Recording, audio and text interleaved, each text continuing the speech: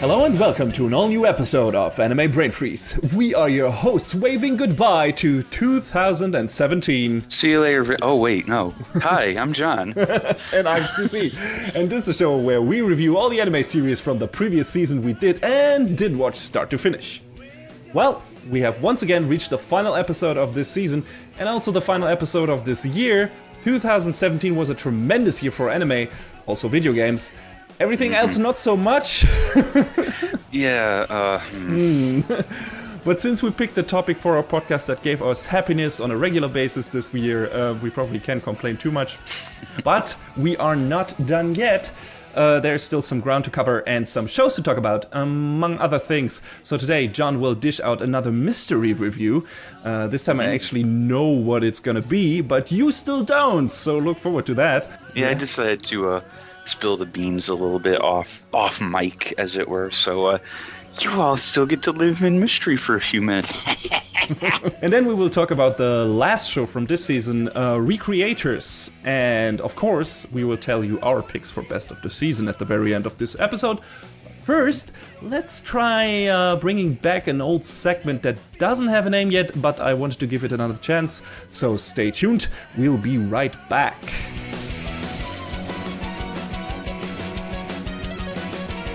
So yeah, here we are in our new, old, something segment that doesn't have a definitive name yet, at least at the time of this recording. I was thinking about dropped frames, the chopping block, chop and drop, I don't know, but we'll see. What this is basically our old version of the Trash Stash. In more recent episodes we have used the Trash Stash to only talk about shows that we fully watched and deemed mostly so bad that they're enjoyable, but also just plain bad stuff. But in earlier episodes, we also used Trash Stash to talk about the shows we checked out in the sneak peek, but then dropped after a few episodes for one reason or another. So those among our listeners who are still interested in why we didn't continue watching a certain show, they personally picked up and enjoyed after listening to our sneak peek and wondered, why are they not doing a full review of this? They talked about this in the sneak peek. So this will be the segment at the end of each season where we give those shows their due quickfire style and tell you our reasons for not sticking with them all the way through. So, John, why don't you tell us about all the shows from summer season that you took a look at but dropped on the way? So the first show I want to talk about that I dropped, and we did talk about it at length, but was Knights and Magic.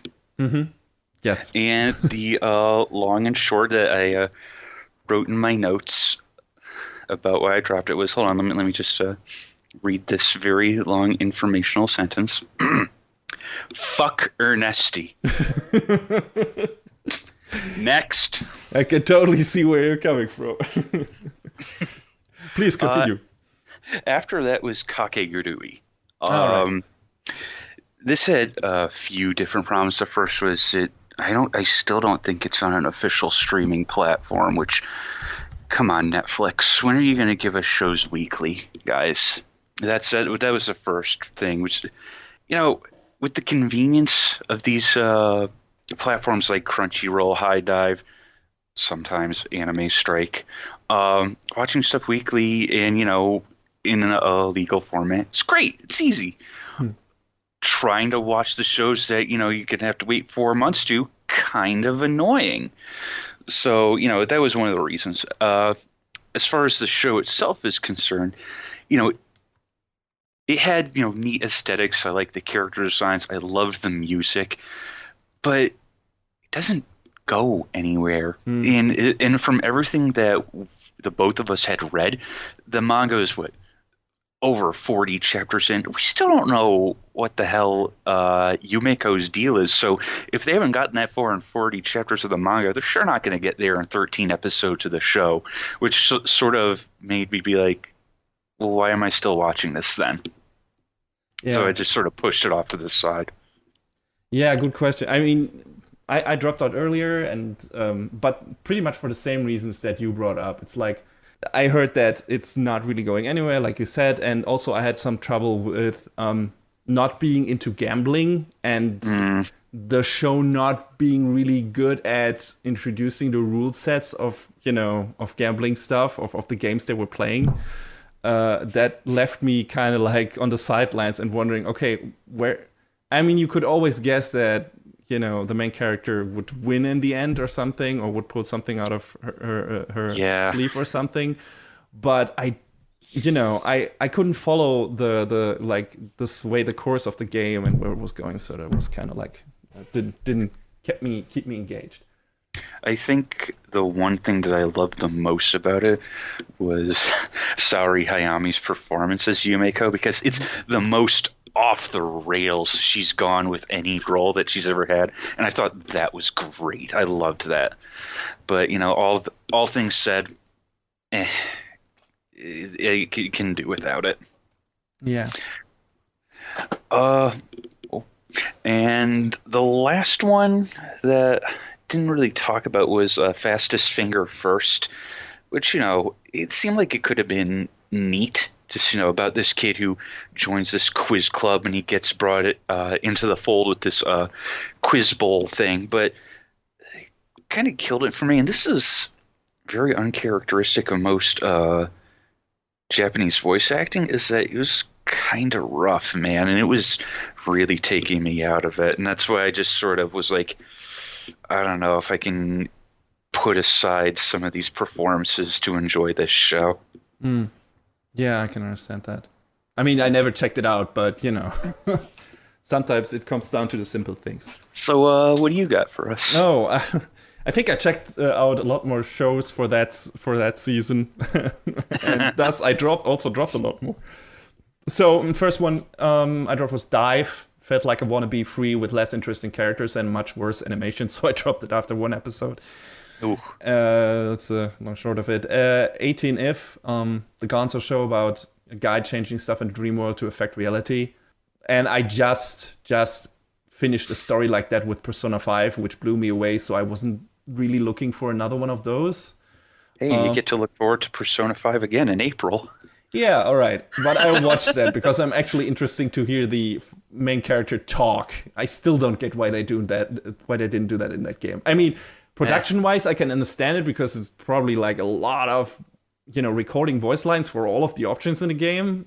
That, but you don't have to do that, Just make him talk in the important scenes. And they sometimes give him like small sentences. It's like, why didn't you voice him all the way through? Why didn't you give him a real name? You do so in the manga and in the anime. So why the fuck not in the game? I don't get it.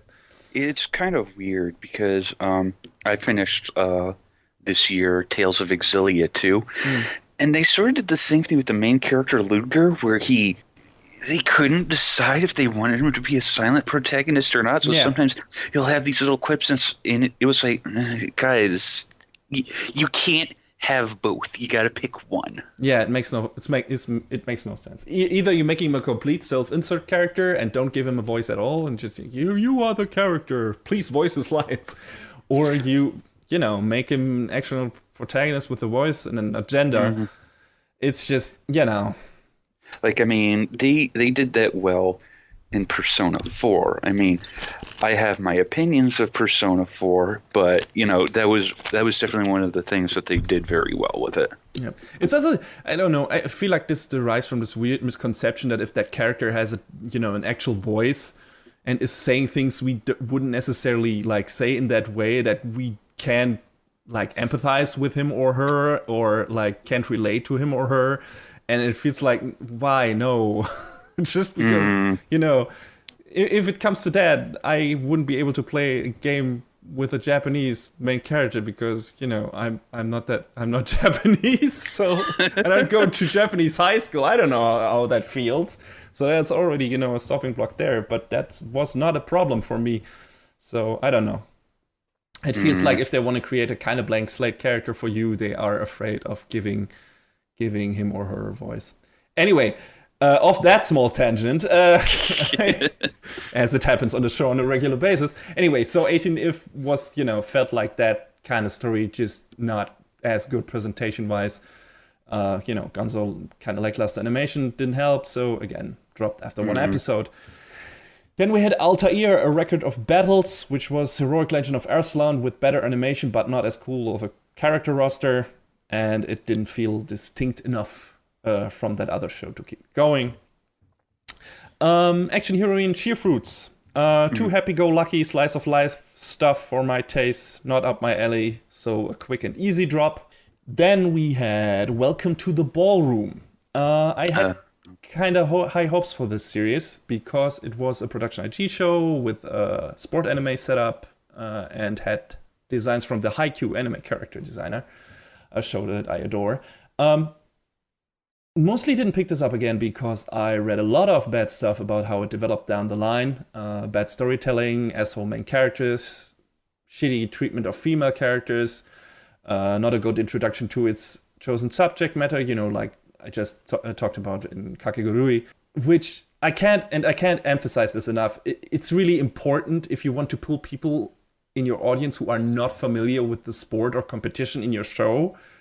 You have to establish the ground rules. Like, you have to, for example, if you have a sport competition, you have to establish how things are rated, how things, when someone is, performing well, when someone is doing a good job, and you have to give people an idea, how when people are getting the upper hand, when people are fucking up and stuff like that. And the same goes for gambling and everything. And I feel like both Kakegurui and this show didn't really do a good job at that.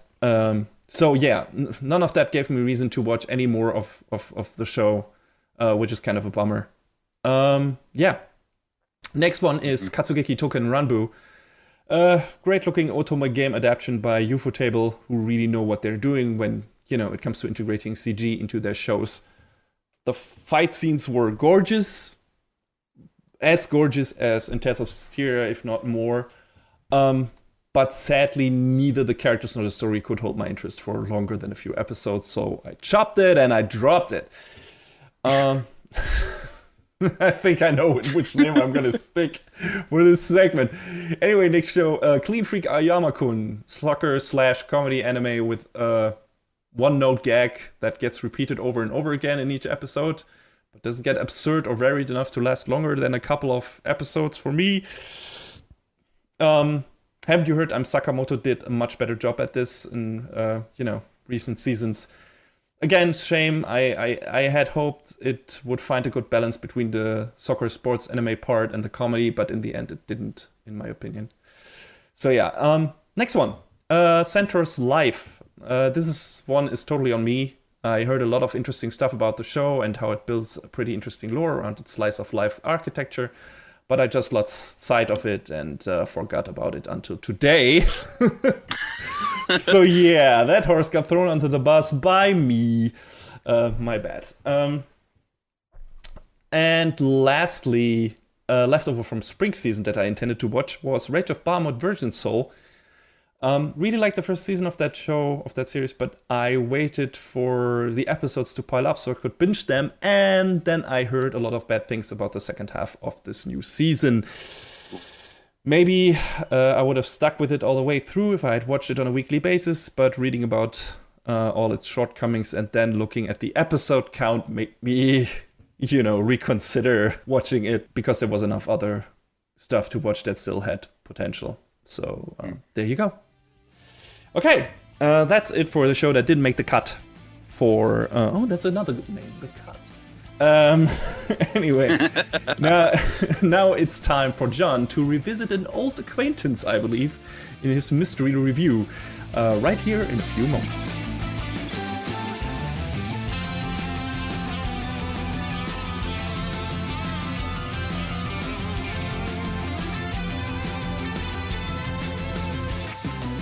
So up first for today is, I guess you could call it an old nemesis of mine.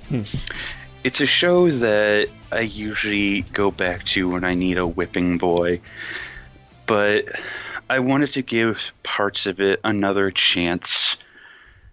So here I am today before you to talk about Sword Art Online. It pretty much has come to this. I'm gonna sort of speak in broad strokes about the show, and then not really go into spoilers about the movie. Yes, I voluntarily watched the movie because I'm gonna be honest with you, I had to know. It was one of those situations. You know, all those people who went out this summer and watched the Emoji Movie, even though they knew it was gonna be bad, they had to know too. Except my opinion is slightly different. And let's say On the Emoji Movie, do tell. yes, the Emoji Movie was the smash hit movie of the summer. Masterpiece. 5 out of 5. Just ask Jack's Films on YouTube. Sure. But no, so Sword Art Online was just like this big, hyped up thing, and it hit the anime scene and it exploded. So the first season when it hit, I was like, okay, you know what? I got to see what this is all about. And it turned out to be just this, like, I don't want to say self-insert, but it comes pretty close. Power fantasy. I think that's a better way of wording it. So the first part of the first series starts off with our hero, Kirito, getting trapped inside a virtual reality online game. Boy, we're getting closer and closer to that every day, and it kind of frightens me. Called Sword Art Online. Who'd have thunk it? And it's this, like, I don't think it was a beta test. It was like, no, it wasn't a beta test. It was like a limited launch to like 10,000 players. And when it comes time to, you know, log out and go back to the real world, why would you want to do that? Everyone in the game gets stuck inside, and it becomes this giant death game where, in order to survive, you know, everyone has to clear the game. That's the broad strokes. Now, I got to the end of this arc, the Aincrad arc, and I was just like, because it get. Here's the thing. I understand why people would get into Sword Art Online because of the fact that it is, you know, the power fantasy. It's, you know, the big gamer, you know, getting to do awesome things in this awesome world. I don't know if any of you have read Ready Player One, but, you know, it starts to seem a little familiar with this sort of story. But it gets to the end, and somehow there's just like this Deus Ex Machina BS, and hey, look at that! Somehow I've hacked the game, and I have mod powers, and I can beat the creator at his own game for no reason whatsoever, I might add. Yeah, and for that reason, I was kind of like, wow, this show started off. You know, it started off all right, nothing super groundbreaking, but it was engaging. Yeah, the plot of the show was literally if you die in the game, you die for real, which, you know, yes, that can be intriguing. I feel like Dot Hack Sign did it better, but pushing that aside. I would say the production values on Sword Art Online are a bit better than in... Yes. Sword Art, on the whole, has much better production values, animation, character designs, music. No, I can't say that about music, because the music in Sword Art Online is done by Yuki Kajiura, who also did the music in Dot Hack, so there you go. So in that aspect, it's on par. So we get to the end of this first story arc, and I was like, this wasn't really great because it just fell back on the heels of this Deus Ex Machina BS, and I felt really not soured, but a little confused because it felt like they could have built up to it in a different way. You know, instead of hacking through the game and winning that way, why not go every other, but most other anime or manga story routes? And light novel routes, and be like, you know, the protagonist wins on his own power, not on this borrowed power that he somehow got from the admin. And it's like, yeah, I don't know. I had some, you know, like you had some misgivings about the ending of the first season, but I thought there was some strong stuff in there, like, you know, just talking about the idea of someone dealing with, you know, the people who are his friends in this world, and then them just dying and not being able to escape and everything, and how they handled that was done well enough that it kept me going. And I thought also the where they go into furthering the romance between the two main characters and them actually living together in the game and building a life together, and that I hadn't seen that done before in another game related anime, and I thought that was rather interesting and not too shabby. Yeah, granted, they made that work, and that was pretty cool. So, again, there were lots of little things that, I could get on board with. But, when the overarching plot decided to rear its head, it was kind of like, which leads me to talking a little bit about the arc that came immediately after it. Ugh. Fairy Dance is not a good story. Nope. It's not good anything. Okay, so long story short, Kirito beats Heathcliff / Kayaba Akihiko, who is, the big Sword Art Online creator and admin and all this nonsense. I don't quite understand why you would lock yourself in your own death game, but sure, why not? I guess you just want to witness everyone's despair firsthand. Why wouldn't you? So immediately going from that, apparently, even after defeating Kayaba, Kirito's girlfriend Asuna is still somehow stuck in the virtual world. And and there's this creep who's like, "Yeah, I'm a marry your girlfriend. Fuck you." Which also. I forgot. I think his reason for that was super dumb. Like, I don't even remember it anymore. But I'm trying to remember the exact details on it. But I think it was basically just because I can do this and you can't. And it didn't help that this character Sugo was super fucking creepy to begin with. Yeah, he was a creep. He was super weak, so to speak. Like, his motivations were paper thin at best. He was just really a huge creeper. And in the game, he's like, again, he makes himself out to be, the big king of the fairies, Oberon. Yeah, exactly. And not only that, it's like, at least in the first season, you have like a realistic threat that, encapsulates all of the world, because everyone, can die in it and everything. And, that gets taken away in the second season because, now it's just a normal RPG, online RPG, except for Asuna, who is still trapped in her. But everyone else is, just playing it and can die at any moment, but it doesn't have any effect. So you take out the pressure and the threat level and everything.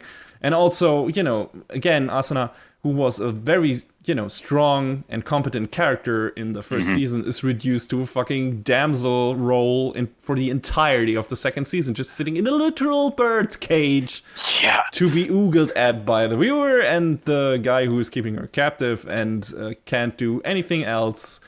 And it's abysmal and it's boring and nothing really interesting happens in the second season, and also at that new set of characters, one of them being Kirito's sister, who also wants to fuck him.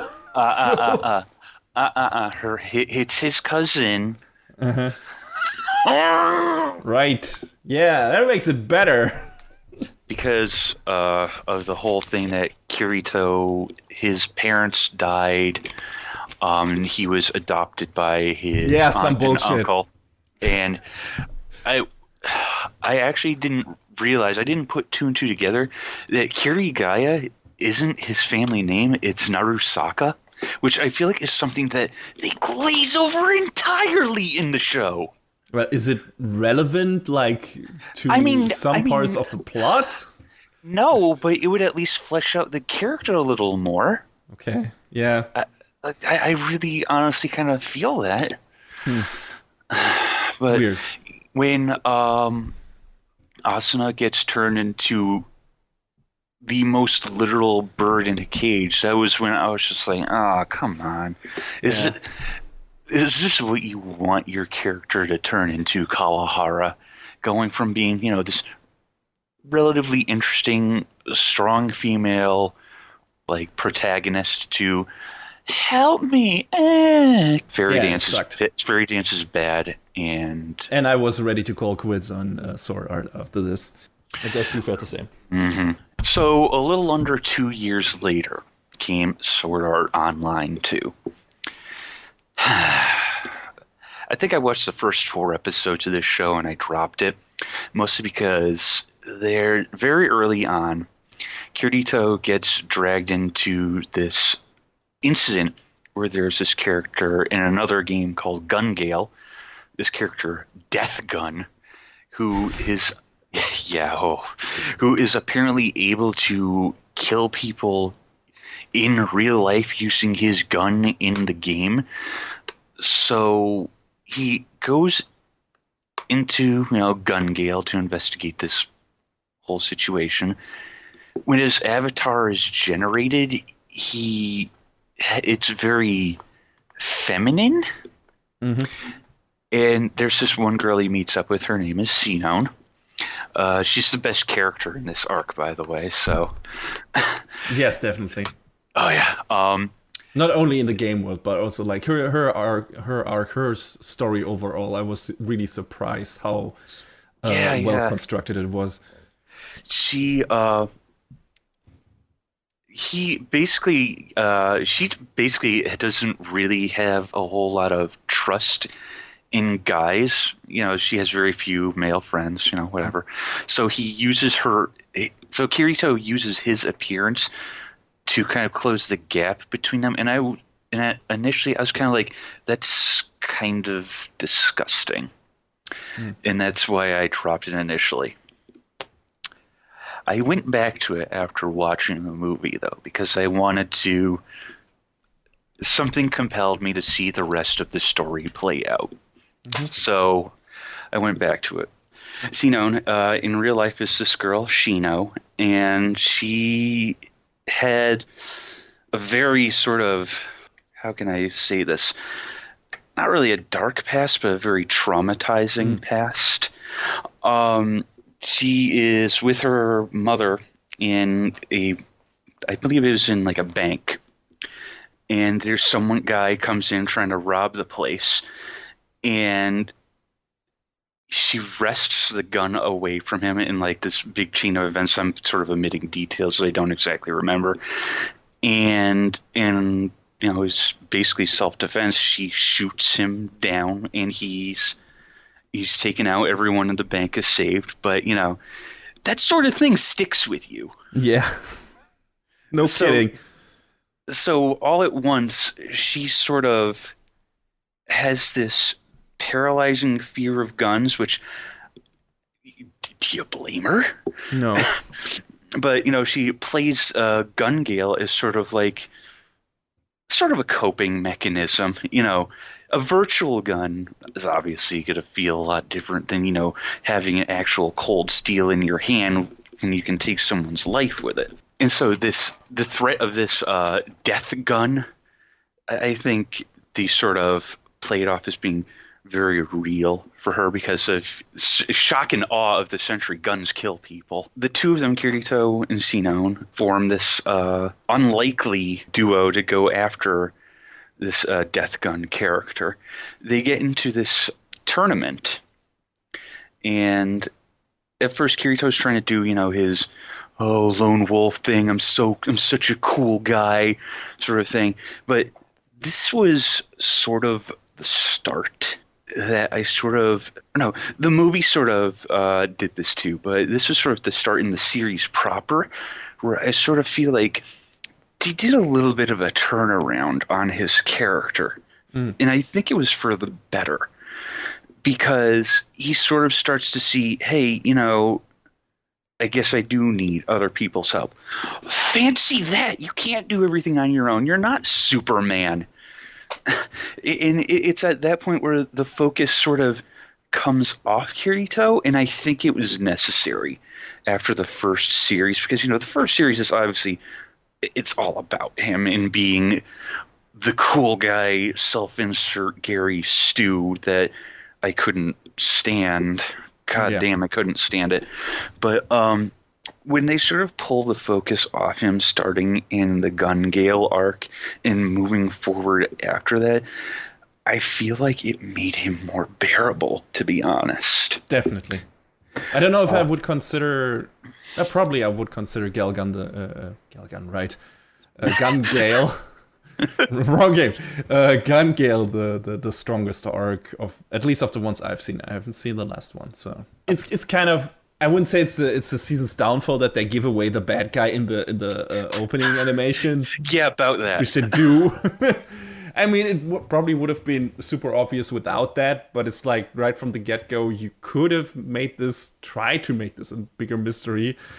But it still works, regardless. Like it's like I said, it's a good arc for the new main character and everything, and it's a cool setting. There's an imminent threat again because you don't know how Death Gun kills his victims in the real world, how that actually works, which is part of the actual mystery, and the identity is not necessarily as relevant, at least not in the beginning, and that's so. Yeah, I think of all the stuff that I've watched from Sword Art Online, I liked the Gun Gale arc the most. Yeah, I mean the mystery behind how Death Gun pulls off the murders, I feel like was surprisingly compelling and interesting because it wasn't just you die in the game, you die for real, because honestly they could have easily fallen back on that, but it would have been far less believable and it would have really dragged the whole thing down if that's what it came down to. Just I don't know how we're going to have them die in real life. Throw your hands up in the air. Oh, they get shot in the game, they die. No. And I'm glad they didn't go that route because This made it more interesting, and it made it, frankly, a bit more believable. Yeah. So, yeah, I actually really... Gun Gale was kind of where I turned around a bit on the series proper. After that, they had a nothing arc called Caliber, where Kirito gets the Excalibur whoop-de-friggin' do. I mean... Okay. I mean, we got to see Klein being a cool guy. And I want to say, I love Klein because he is just the everyday guy. I want to play some video games. And he makes me laugh because he's just a, the everyday dude. It's also a shame that, he gets sidelined in the first two seasons, completely after a nice introduction with Kirito teaching him how to actually play the game and everything, and you're like, oh, okay, they're become buds and they're gonna go on adventures together, and then nope, Klein barely appears in the rest of the show, so it's kind of shame. I will say that in the movie he got some moments of real badassery, so I was like, good. I'm glad you got your moment in the sun, Klein, because I like you a lot, kid. But Caliber was kind of like a throwaway filler thing, whatever. After that was the last arc, which was Mother's Rosary, and you said you didn't watch that. No, I just dropped out before the Caliber arc. So yeah, so Mother's Rosary. Excuse me.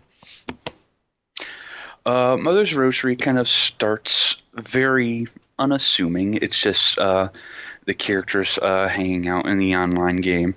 When all of a sudden there's news of this character who calls himself Zekken, or the Absolute Sword, who is challenging players in one part of the dungeons in Alfheim.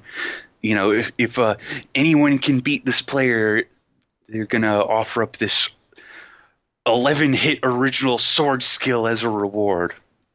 Sure. Okay. And, get your trophies while they're hot, kids. And maybe that's more tantalizing in game than than it sounds. Because I guess one of the it's sort of expounded upon as the series goes on about these original skills that you can sort of develop yourself and like pass along between other players, which, excuse me, as an actual game mechanic, if Sword Art and its spin-offs were a thing, cool if you could share these abilities that you develop yourself with other players. But if not, whatever. It was just a throwaway excuse for these characters to meet. So Asuna and everyone else. Also, this is another part of the story where the focus isn't Kirito, it's Asuna. So Good. that was another thing that I thought was really interesting.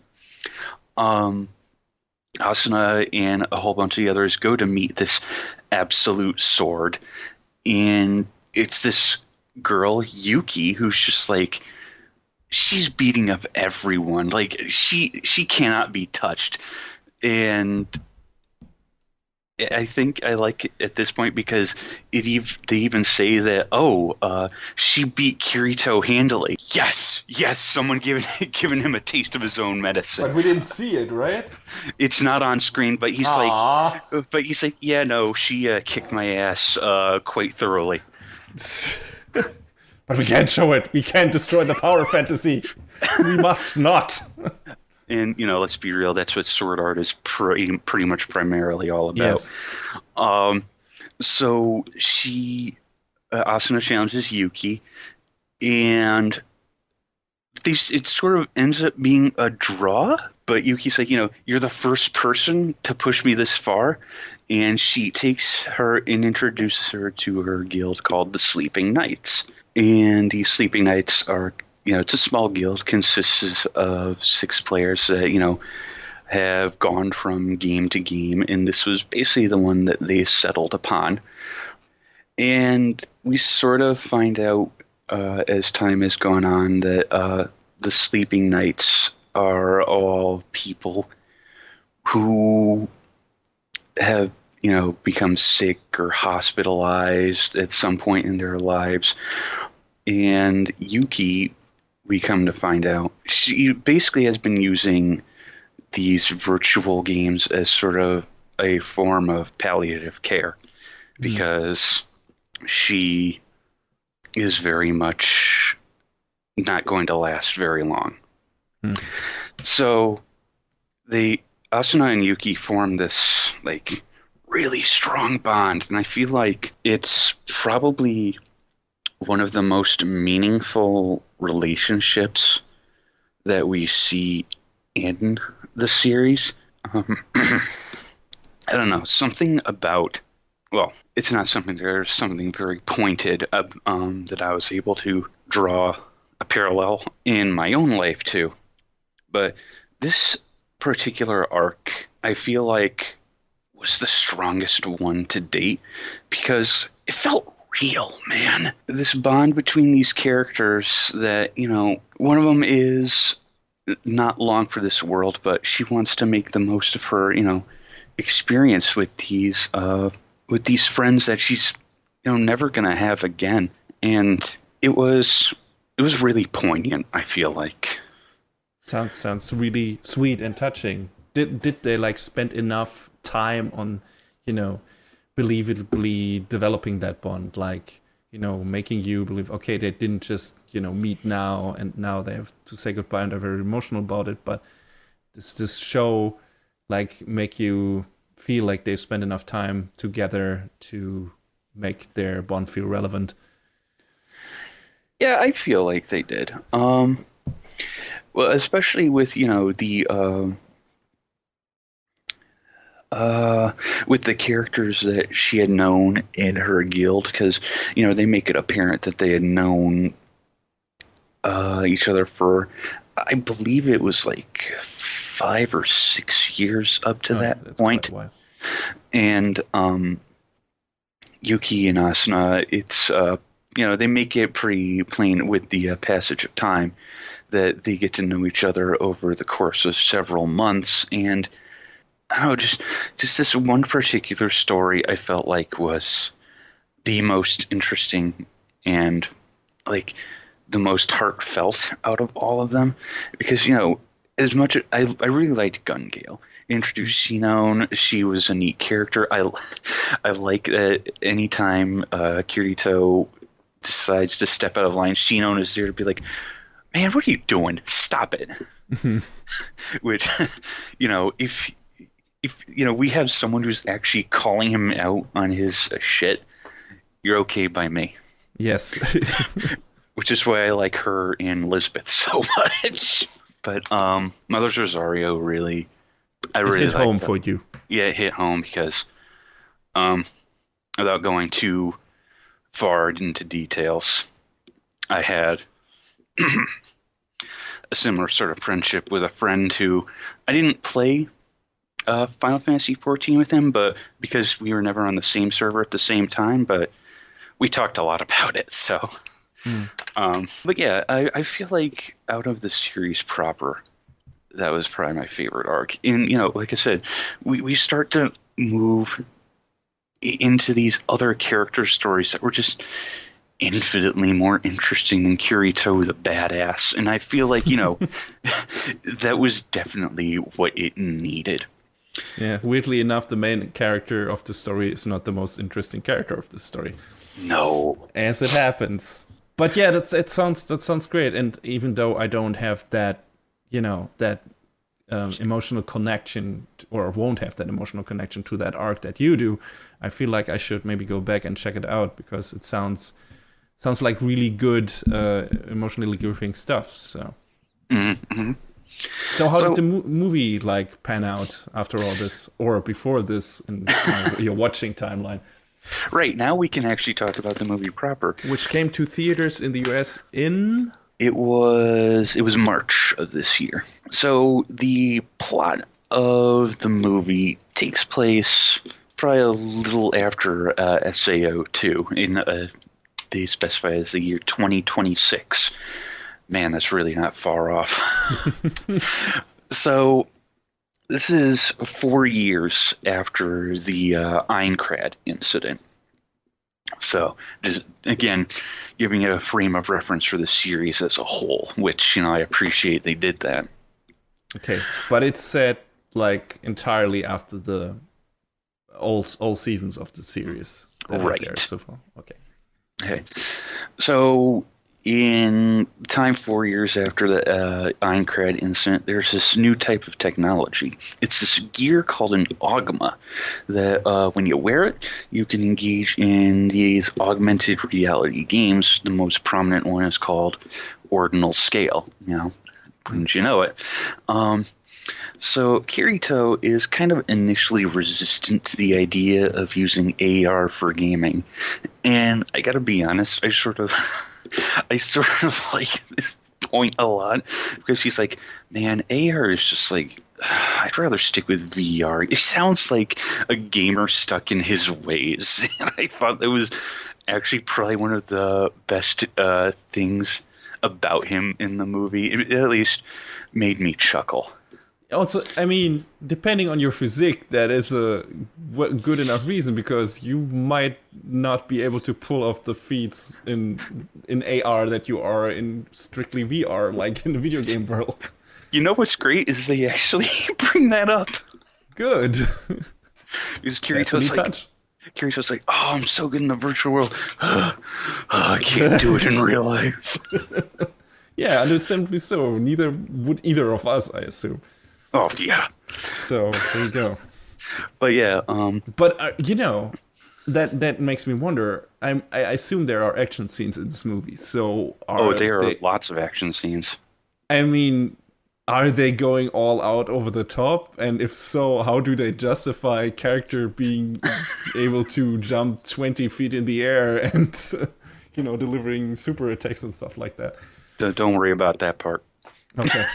No, but they actually show Kirito trying to condition himself a bit to be able to play the game a bit more readily, which, again, I appreciate the fact that, they didn't just have him all of a sudden be like, I can suddenly do the thing, which was, again, would be like, come on, guys. Would be true to form, though. I mean, it would, but it would still be equally stupid. Yes. So, anyway, Asuna and all of the others take it upon themselves to try this game out. And, they have a grand old time. Yeah, it's an AR MMO. I mean, can you call it... Now I'm thinking about it. Can you call it an MMO, like an online game, if it's in real life? Well, considering that they're maybe still connected online in terms of user database and everything, maybe. But That's true. Probably, if that thing really existed and would come to exist in real world, that people would create a new term for it. Yeah.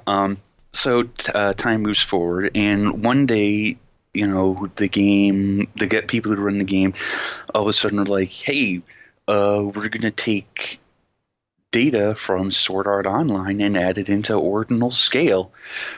All right. So, that here's the thing, though, that gives the SAO survivors the edge up because they know what to expect. So oops.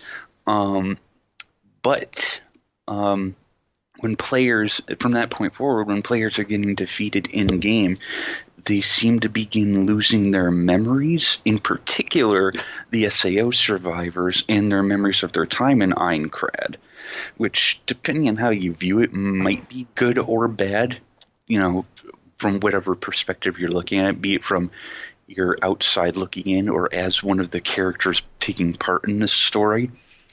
And they kind of painted up that it could be either way, really. So it's hard to put a singular perspective on that, but obviously there is something up with the Ogma, and there's something afoot with ordinal scale, so it's up to our crew to get to the bottom of it. So again, we had the crew at A1 Pictures animating this, and my God, when you give A1 Pictures a movie budget, this movie, as far as animation goes, phenomenal. Like, I was completely enamored from beginning to end watching it because it was just a spectacle. I don't know how many of A1's movies you've watched in recent times. This is the only one that I can think that I've watched in the past few years. I would have to look it up. I haven't watched that many anime movies in recent years, and I don't remember offhand who were the production studios responsible for it. So, come to think of it, probably only Mamoru Hosoda movies. And I don't know what production company is responsible for his stuff, so there you go. But yeah, I liked this movie more than I thought I would. I went into it thinking it's going to be Sword Art, it's going to be whatever, garbage, trash. And I mean, there's some parts of the movie that you kind of have to check out a bit because there are some strange plot holes, and since this movie is still fresh from this year, I don't want to go too deep into spoilers or at all, to be honest. But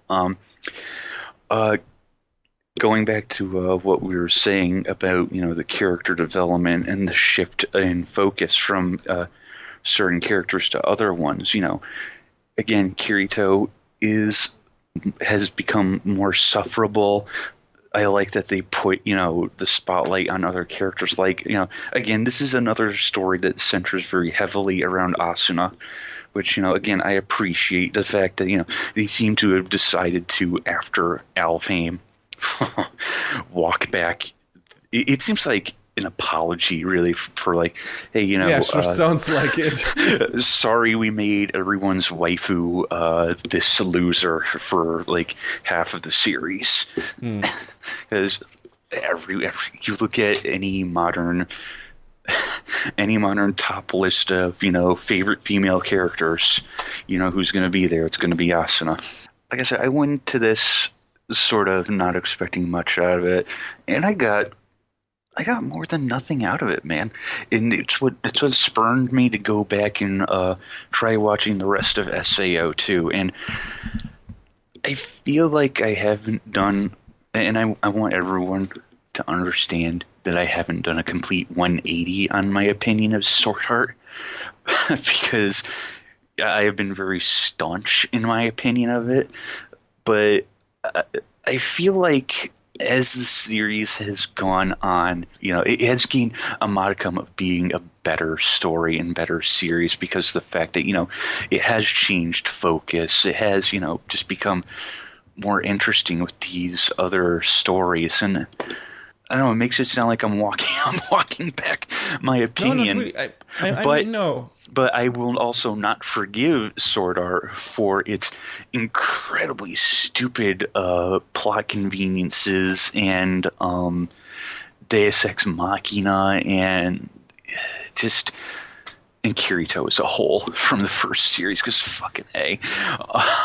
I mean, if the movie got you to go back after season, after the Alpha and stuff, Fairy Dance, and after the beginning of Gelgan that wasn't too enticing for you, and then for you to experience had that touching moment with or experience with Mother's Rosario and everything, I think that was a good thing that you tried or gave that movie a chance, and then that made you give the series another chance. So I feel like there was at least merit in revisiting Sword Art for that reason alone. I mean, it panned out for you. It was worth going back for you in the end, even though you still have your misgivings about the series. And who can blame you?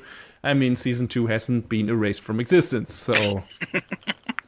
Yeah, and I mean, I don't know if I'll watch SAO3 whenever that is, because I know it's been announced. I don't think it has an air date, but curiosity may drive me to it. So we'll see what the future holds. I mean, who knows? The next series could cause me to turn my opinion way around again and be like, fuck Sword Art, it was trash all along. Who knows? Would you recommend checking out that movie for someone who hasn't watched the other Sword Art Online stuff? Does it work well enough as a standalone story? Is it too long? Is it too short, maybe? How's the pacing and stuff? I mean, the pacing and, the plot for, a couple of the goofy holes in it, it worked fine. I will say it has, I forgot to say this, that it has one of the most actual touching moments between Asuna and Kirito, and I was just like, no, that's nice, It's nice that Kirito was, a good boyfriend for once. That's another thing I didn't touch on, because that's one thing that really sort of annoyed me about him, is even though he doesn't fool around with other girls explicitly, it's obvious that there is this harem being built around him, there's characters like Sino and Lisbeth and Asuna who do openly call him on it, and I was like, every time they get on him for that, it's like, oh shit, bro, you fucked up. I mean, the end of part 2 of Fairy Dance ends with Asuna and what was her name in the game? His cousin, Lifa. Lifa taking his hands and being like, "You can have us both," almost literally. So yeah, let's not forget about that. No, let us never forget. I mean, even though they see the creators of the show seem to be trying to make us forget at this point. Mm-hmm. I will say one other thing in the movie that sort of won me over, and this is a small little Easter egg, nothing, just whatever. There's a scene where Kirito, Asuna, Lisbeth, and Silica, I am forgetting Lisbeth and Silica's RL names, oops, are sitting in this restaurant, this diner, and they're talking, they're eating, and in one part of it, I'm like, wait a minute, the uniform that waitress is wearing looks very familiar. And then they pan to another shot of them sitting, the character sitting by a window, and wouldn't you know it, in the reflection of the window is Wagnaria. No. Nice. So I was like, okay, you put in a working Easter egg. You made me happy with that alone. I was about to say, if anyone can appreciate that, it's you. So yeah, I thought that was, again, something that didn't need to be there, but it sort of ties sword art to working in an interesting way because obviously it's the same studio, but I don't think now it's a shared universe. I don't know if they're shooting for that, but it would be interesting if they did.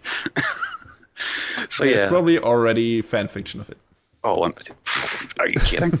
Are you kidding? There's fan fiction that day, I'm sure. So yeah.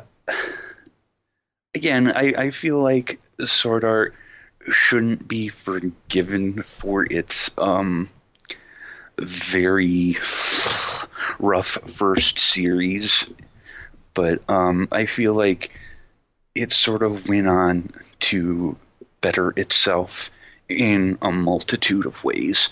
The thing is, nothing after the first series really stands on its own, so you kind of need the setup of at least the Aincrad arc to really get what's going on after that. I mean, I guess you could as a whole skip you could just skip the fairy dance arc, but I mean, as a new character introduced in there, it's kind of important. Yeah, but she's. not really. Is Sukuha really that important though? No, you're right. It's like you really can skip fairy dance. It's like, okay, basically all you have to know is she's his cousin and she got the hots for him. That's it. So otherwise there's not much important or interesting character development of her in the second part of the first season. So yeah, if you can put that aside, I honestly do feel like that the series got better with time. And agreed. And like you were saying earlier, I think giving it a little more time, again, didn't make me do a complete 180, but I feel like I can appreciate it a little better now.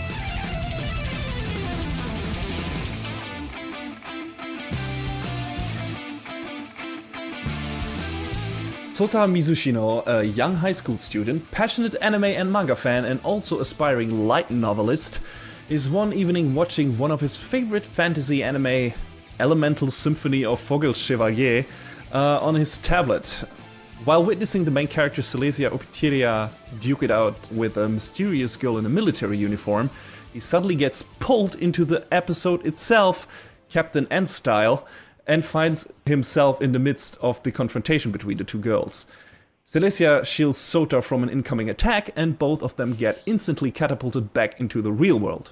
But they're not the only ones. The girl in the military uniform, introducing herself as Altair, attacks them in Sota's house, and after a quick clash, they get rescued by a character from the video game A Vulcan of Reminiscence, a young sorcerer girl named Meteora Österreich. Apparently a bunch more characters from manga, anime, video games, light novels, and other popular media have been transported into the real world, some of them aligning themselves with Altair and her as of yet unknown agenda. Sota, Meteora, and Silesia have to find the other fictional characters and their creators who are willing to partner up in the fight against Altair, who, herself, has a much deeper connection to Sota than he could have ever imagined. So there you go, that's the plot setup for Recreators. Before we get to the actual story, let's talk about the staff, because it's interesting. This show is produced by Troika, whose other big series is probably Outnoa Zero, a show neither of us were very fond of.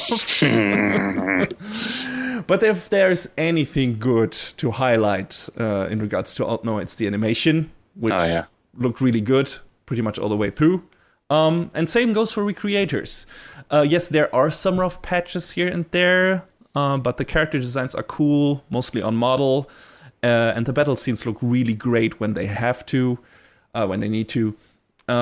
Especially the beginning and the finale go all out in that regard. I'm not a fan of the CG Max, of course. Who is surprised? Vogelchevalier is alright, but Rui's giant mecha looks really clumsy and stiff most of the time. Yeah, it sort of reminded me of I don't know if you watched a show called Gigantic Formula. It had some weird mech designs that were similar to that. Yeah, it reminded me a bit of, just in terms of giant clunky robot, of Giant Robo, but Giant Robo was hand animated and felt like he had really, like the robot had really a lot of weight behind it, and here it just felt like it was this weird, stiff string puppet that just has giant limbs. So I don't know. That's the downside again. But when CG rarely isn't the downside of an anime, so I won't hold it against this show specifically. But aside from those nitpicks, it's a good looking show. So this show is the baby of Aoki and Rei Hiroe, both responsible for the series composition, writing the scripts for most of its episodes, and Aoki also directed this series. Among his credits is being the director of the aforementioned Alt Noir Zero, which was more of a failure story-wise than in terms of direction. Like I said, action in that show looked good, animation too, so I don't know how much input he had on the story department. So I won't begrudge him for that at this moment. But his other big director credit is Fate Zero, a series we both like, and I think might consider the best Fate-related anime up to this point, period. At least I do. I don't know how you feel about it. Oh, definitely. I mentioned this the last time when we were talking about Symphogear. If someone asked me a list of essential anime to watch, Fate Zero is another one on that list. So there you go. For me too. And it feels like it works enough as a standalone thing that it doesn't feel like you have to watch the other Fate stuff to understand what it's about and to understand the themes and what it's trying to say and everything. So I really appreciated that about the show, and also the writing. Urobuchi, did a good job. But yeah, if you've watched Fate Zero, you know that Aoki knows how to make episodes that basically consist entirely of people sitting in a room and talking about fictional concepts look interesting and not feel boring. Fate Zero had a lot of that, and I loved those scenes. For example, where Saber, Rider, and Archer sit around a campfire talking about their understanding of what it means to be a king. Absolutely loved that scene and its direction. And of course, the fights in Fate Zero look ridiculously good as well. Now, the fights in Recreators never reached those heights, but then again, Troika is no UFO table and wasn't, running on Fate Unlimited budget works. So that Type Moon money, man. Yeah, exactly. It has, however, just as much talking, and few exceptions aside, those dialogue scenes are framed really well. But let's not forget about the other very important part of the creators of this show, Rei Hiroe. He has only one big name in its credits, but boy, is it a powerhouse. He is the original creator of Black Lagoon, which is, without question, one of my favorite anime of all time. So I already liked the first episode because of the setup and characters, but then I heard that this was the result of a team-up between those two guys, and I'm immediately fully invested in this thing. All the way. Yeah, okay, sign me up. I'm in. And of course, they one-up themselves by giving the soundtrack to composer Hiroyuki Sawano, who's also one of my all-time faves at this point. So yeah, the crew alone was reason enough to have high hopes for this show. And I'm happy to say that they have mostly not only been met, but also exceeded. I don't know, Joan, did you have any specific voice actor that was standing out to you where you were like, oh, okay, this show is an all-star selection for me too in that regard? Or well, Jesus, there were so many people in this show, Sota. Oh yeah, it's a giant cast. Was voiced by Daiki Yamashita, who we know is best from My Hero Academia as Deku, and it was. I understand, actors and actresses got their profession due to being flexible and adaptable, but going from being the loud, boisterous Deku to the very much quieter Sota is that range, man, I love that. I love, Yeah. when voice actors are able to put on that range. Like I mentioned earlier with Sari Hayami, going from being, very quiet to very loud, and in the first episode of Kakegurui, just Kakegurui my soul, and it's like, oh, And making it believable, like, and yes, enjoyable. That's not a small feat. Like, yeah, you have to be good at doing that. And yeah, I really liked the voice cast in this too. So, Recreators went places with its story and characters I did not see coming. It gave me many surprises, many emotions, and an ending that couldn't have left me more satisfied. Quick heads up, there might be a small spoiler section at the end because I want to talk about at least one of the characters in depth, but I'll put a timestamp in the episode description so you can skip that part if you want to. Also, this might become a more common thing for shows that both John and I watched because we can't spoil it for each other anymore, and you guys will be able to skip it. So yeah, that gives us the chance to talk maybe a bit in depth about certain aspects of certain shows. So yeah, what really worked for me in Recreators was how well its world is crafted from the get-go. Of course, there's a lot of exposition to set up certain rules, mostly delivered by Meteora, because that was also her job in the game she's from. But it rarely gets overbearing or hard to follow, so it didn't bother me that much. In the beginning, there's like a long monologue in the second episode or something where it's like, ooh, God, is this show like gonna be all that? But I got used to it pretty fast, and it isn't as glaring in the coming episodes as it is in that single moment, I would say. How do you feel about that? Or did you feel about that? I sort of feel like, yeah, they did front load it with exposition, but they sort of balanced it out after that. I sort of feel like, I don't know, I don't have too much of a problem with expository stuff so long as, it's relevant. Yes. I think the best thing I can think of is if you've ever read a book by Tolkien, his the world of The Hobbit and The Lord of the Rings is huge and expansive and super detailed. The problem with the books is Tolkien goes off on these expository tangents that have literally nothing to do with the story at hand, and that's part of the reason why I've never read any of the Lord of the Rings books. I read The Hobbit, and I can't tell you how many times I fell asleep trying to read that book. And that's a child's book, kind of. So, yeah. Or at least it's, conceptually, it's that. So, I mean, striking that balance is hard, but if you can at least stay on task, which Recreators, I feel like, managed to do very well, then yeah, you can do it well, and you can, make it bearable. Yeah. However, if you are not fond of technobabble, you should be aware there's a lot of it in this show.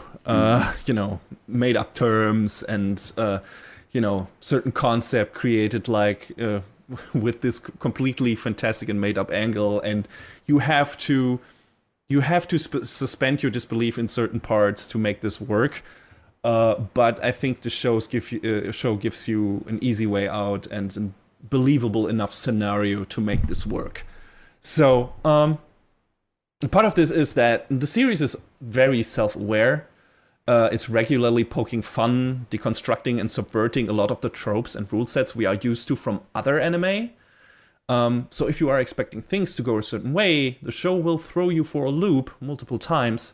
For example, and this is not a big spoiler, but from a certain point on, the government gets involved, and instead of being a threat to the characters, everyone is actually working together and coming up with a plan to stop Altair, which was really refreshing for me. Yeah, that was nice. Yeah, not everyone butting heads, but they said, no, we like everyone sitting at a fucking table and like these fictional fucking manga and anime characters sitting there. As soon as like, no, we have to like make a plan to stop that fucking superpower evil person. And and then the minister sitting and just chiming in and talking about this weird fictional concepts and people from another world, and like trying to like reasonably come up with a plan that works. And it was such a weird and I don't know, cool scene. Like, okay, how would this, if this actually happened, like think about it. Think something like ludicrous like did actually happen in our world. Would they really would everyone attack them, or would they really try to, if they're intelligent people, make this work somehow? And how would that sound? How would that look? And I think the show does a really good job at like tackling that that crazy idea and that crazy setup. So yeah, I really appreciate that part. Also, the show talks a lot about how the characters feel about being fictional creations and their feelings on meeting their creators. And the feelings of these creators about the characters and their art and the trials and tribulations this profession entails. So ultimately, this show is really about the process of creating something and what this means for all the different characters in the show, how it affects the world around them, and so on. And I just love the things the show had to say about that topic and how varied and interesting the many different approaches were it used to tackle that subject. How did you feel about that part of the show, John? I mean, I like how it was interesting at first that there's this sort of reverence for their creators. These are the gods of our respective worlds, when it's like, no, I mean, well, in a manner of speaking, yes, but no, they're really not. They come to meet, get to know them as the people for who they are, and in as much as, like, for instance, with Blitz, he, takes issues with his creator's story, but, he's not the only one. Yes, but, it was the first one of the characters that popped into my head that, but, the characters sort of come to understand that it is part of, their life story that is being, played out for them. And, and you can't have, your own life story, whether it's fictional or real, without some modicum or semblance of conflict. So, Yeah, that's one part of it. And, all the characters that are aligned with Altair in some respect or another have their own motives for, joining the fight. But a lot of them are not content with the world their creators created for them and put them into for one reason or another. Mostly it relates to tragedy and personal loss and everything. And, each of them handles the confrontation with their respective creator differently, and the conclusion they draw from that confrontation and everything. And that's all of that super interesting stuff. I really liked it. One moment I also want to highlight in this regard is where an entire confrontation between two characters that has been long built up in the show gets resolved in an instant by a character spoiling a future story development from his series that he learned from his creator. That moment not only made me laugh out loud, but it was also such a clever way to quickly wrap up and make fun of a super cliche shonen story trope, and I just loved it. That was amazing. It was just, the way the show framed that, the way the show used that as a conclusion for a certain arc, and the way it made fun of that, and the reaction of the several people, and fantastic moment in the show. I just loved it. I thought that was super ingenious, really good stuff. The show also manages to do the nigh impossible magic trick of giving us an interesting recap episode. Yes. Do you want to talk about that? Okay, so one of the shows I've been watching this series is Yu-Gi-Oh! Vrains. It's 32 episodes in, and it's already had 2 recap episodes. That's a shame. Recap episodes are I don't know if I should say necessary evil, because if you've been following along with a show, why do you need them?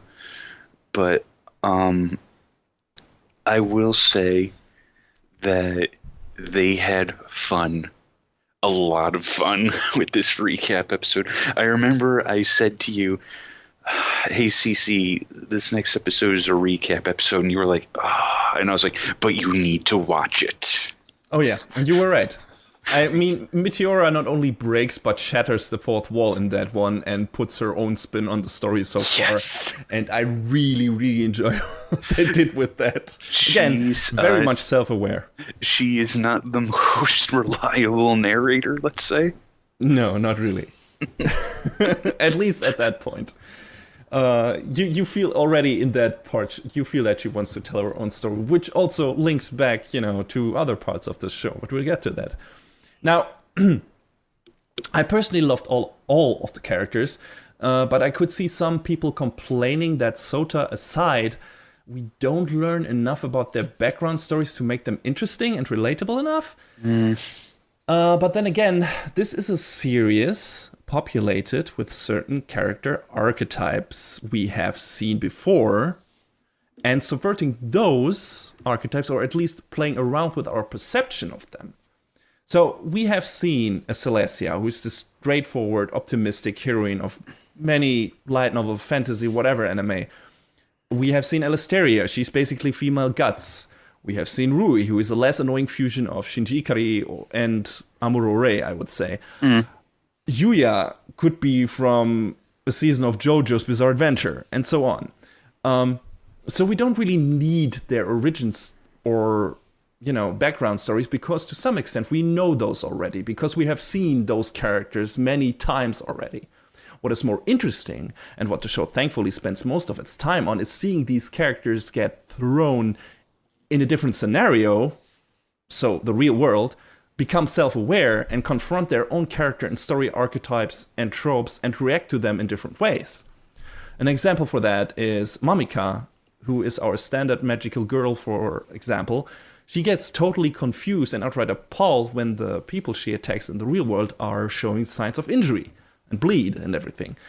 Because she's from a classic magical girl show, and that explicit stuff like this, that wouldn't normally happen in her universe. And that makes her ponder on her motives, reflect on her past life, and question Altair's agenda and everything. And there are many characters who are affected by suddenly being thrust into the real world and meeting their creators, and learning about the process of creating their worlds in similar but also different ways. And I found that to be such an interesting thought experiment, and it also tells us a lot about what the creators of the show think about their profession. The pressure of trying to achieve a breakthrough in this industry, become a good artist, become a good writer.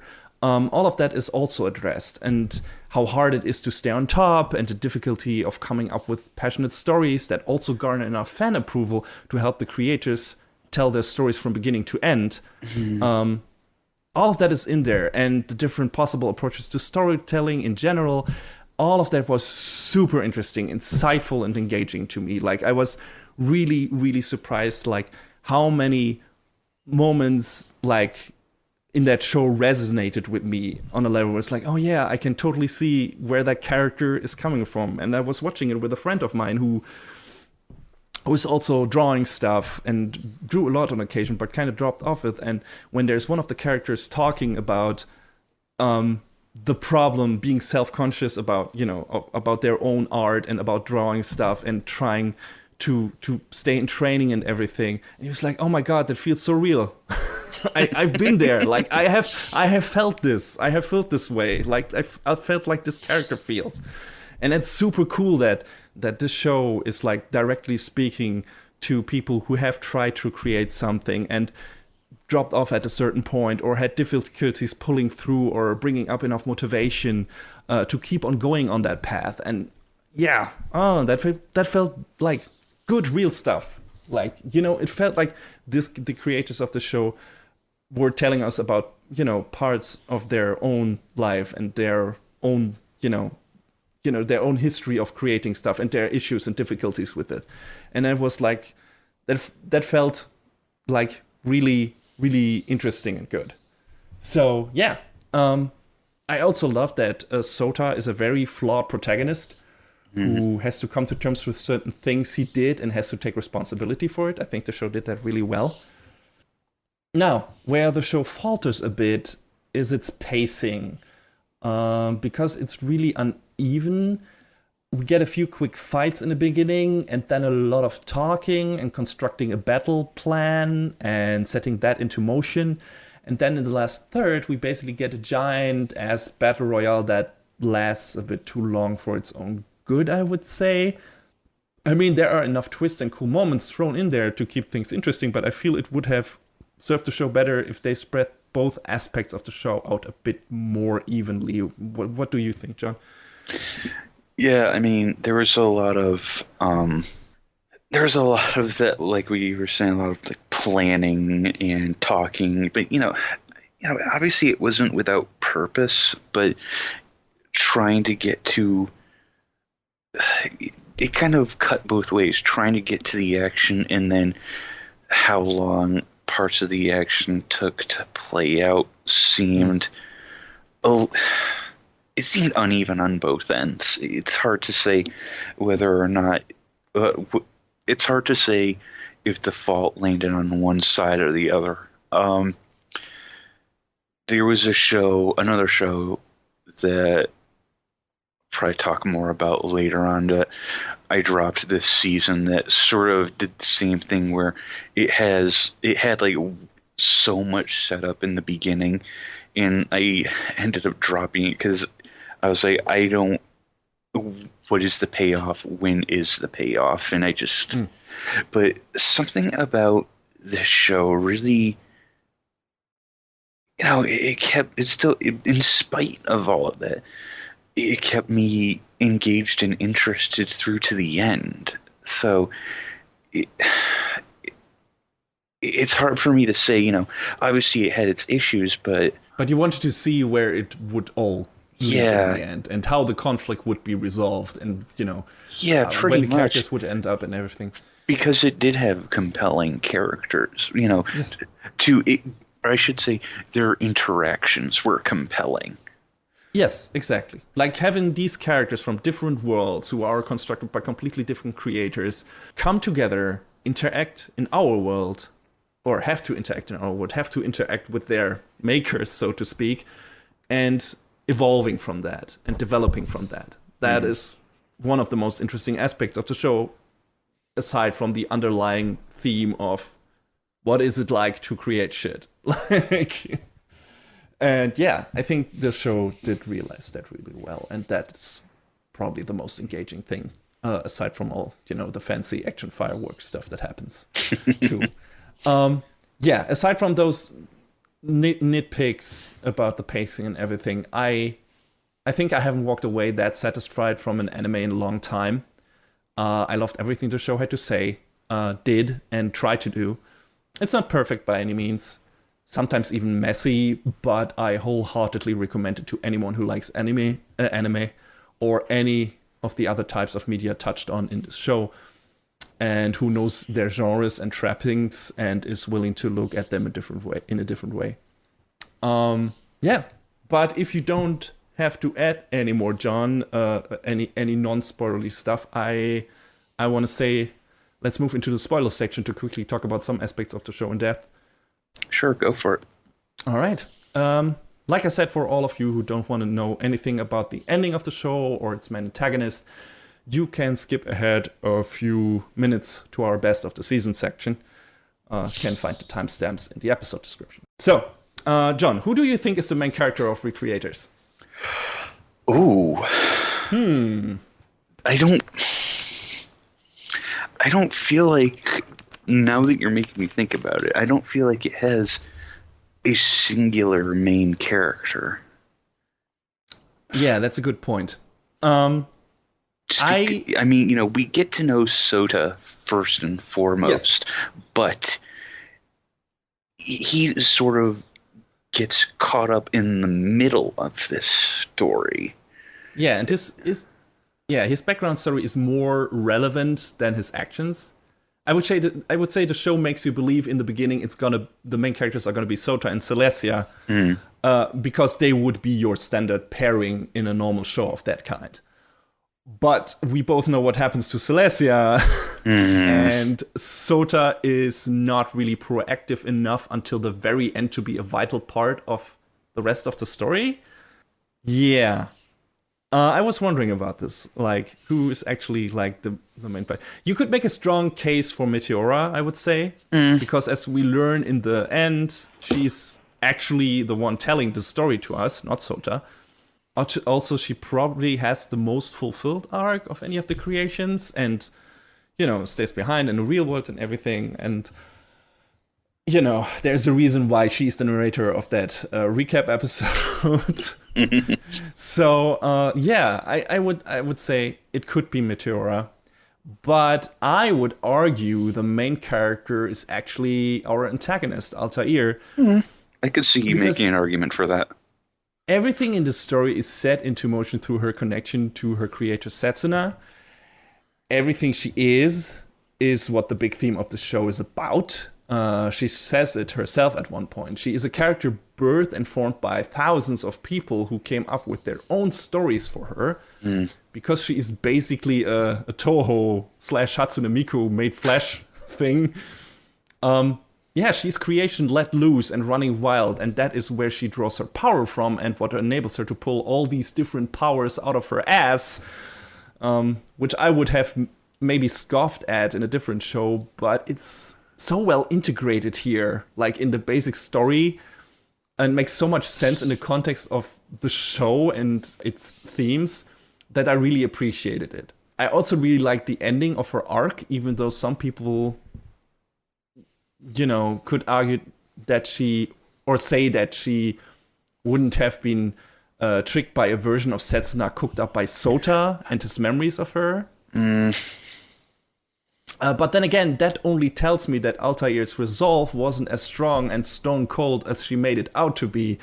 And ultimately, she was just really missing her friend, and just, meeting any version of her creator would make her reconsider her feelings and motives, because maybe she never, believed as strongly in, destroying the world and taking revenge as she pretended to. She just needed her own doubts that were already there, repeated to her in the voice of her creator, to come to gripes with them. And that's why I can accept this cheat, kinda. Because it feels like it makes sense when you think about the actual motivation of that character and where she is coming from. I don't know how you felt about that. It did seem a little strange, but when you put it into perspective like that, it does sort of solidify and help make some more sense of it. It also sort of raises the question of whether or not she actually met her, got to know her original creator. Because, many of the characters that we meet in the show do, with varying results, some of them being a little bit more ruthless than others. But, the fact that she might not have directly known Setsuna might have helped that a bit, but... Yeah, she probably put, some... Her conceptions about her creator and what she would have wanted, she kind of twists them a bit, for her own personal reasons. And then when she sees her creator... or another memory of her creator from a person that actually knew her creator, become flesh in front of her eyes and tell her, a different part of the story or a different perspective that maybe sways her enough to make her rethink everything she has been doing. And also you have to consider that while Altair has been constructed from so many different people and their stories, there's also still a little part in there that was created by Setsuna and probably infused with Setsuna's personality and her thoughts on certain things, herself. And that was also maybe something that got, reactivated, reaffirmed by confronting another version of herself who was not, this angry angry fragment of Setsuna, but the more hopeful, more optimistic, positive person that Sota met for a while. So really interesting stuff. Again, god damn it, that the show just brings these these fantastic idea and concepts and tries to bring that on a character discuss that on a character basis is interesting. I love it. I love it when shows do stuff like that and make it work. At least it worked for me in this case. And also that final scene between Altair and Setsuna was so emotional and touching and well directed. I thought it was great. Good stuff. And Mamika and Alistair get to be together again in a crossover movie. that got me good, man. Yeah, me too. I was so happy when I saw that small teaser poster in that throwaway scene at the end of the show. I was really, really happy because those two deserve it, and that they got this kind of happy end. I really appreciated that. All right. I think with that, it's finally time for...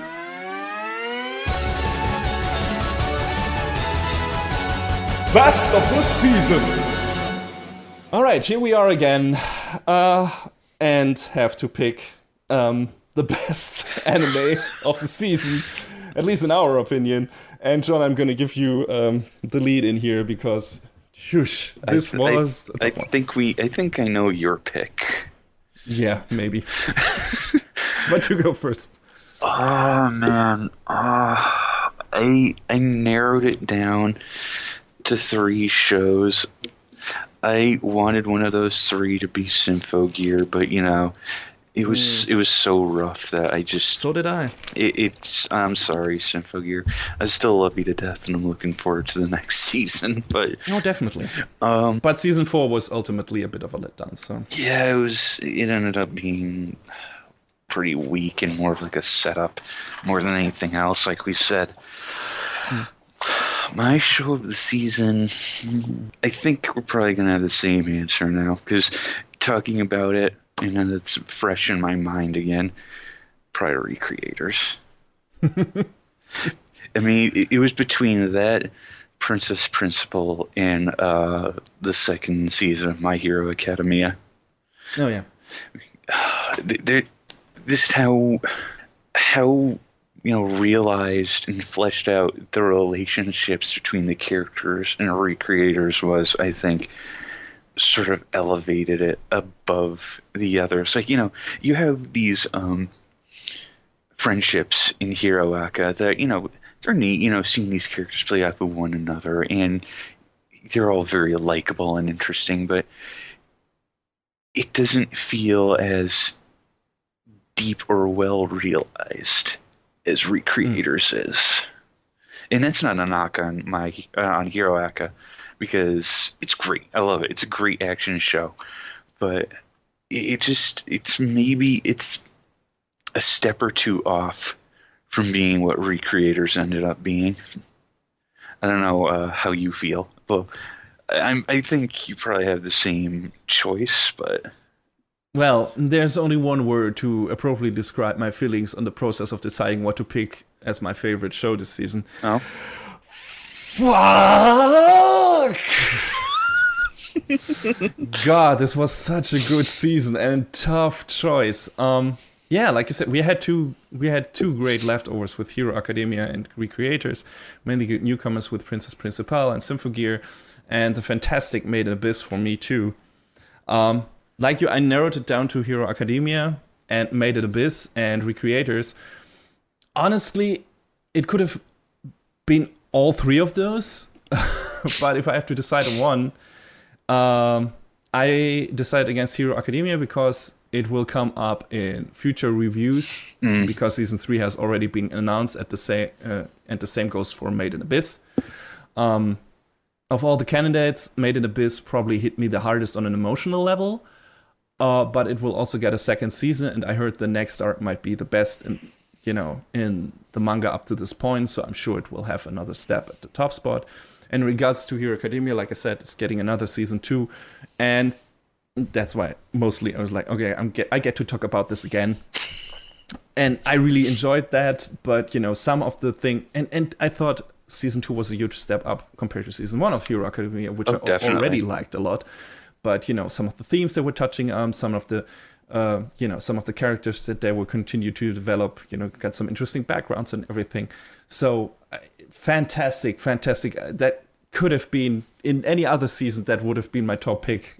Same goes for Made in Abyss, but for some reason those three shows had to clash, and I had to pick, of course, Recreators as my pick for best of the season, for best of summer season 2017, even though it's technically a spring leftover. I mean, I just told you about all the many reasons why I really like that show a lot, and it's an anime original with a concluded story that doesn't have much room for sequels, so it belongs here at the top spot. All the interesting stuff about, being a creator, of producing, creating stuff, of being creative, of all the interesting stuff it had to say about its characters, and how the idea of putting these characters in a completely different, these fantastical characters in a real scenario, and how they cope with that. How would they cope with that? What does that say about the people who created them? What does that say about people in general? What does that say about the process of creating? It's all interesting stuff, and it was all super engaging all the way through. Even the show might have had some pacing problems and stuff like that, but I loved so much about that show that if this is the only time to put it on a on a pedestal and rant about it and tell everyone how good it is, this is the time. So yeah, Recreators, it's fantastic stuff. Go watch it. And it also delivers one of the most uplifting messages to all the other possible future creators out there in the world. And I can think of no better send-off to guide those of you who are still listening into 2018. So, to quote Meteora Österreich, you don't need magic to create. All you need is passion and practice. Now go out and create your own worlds, everybody. Happy New Year! Happy New Year, everybody.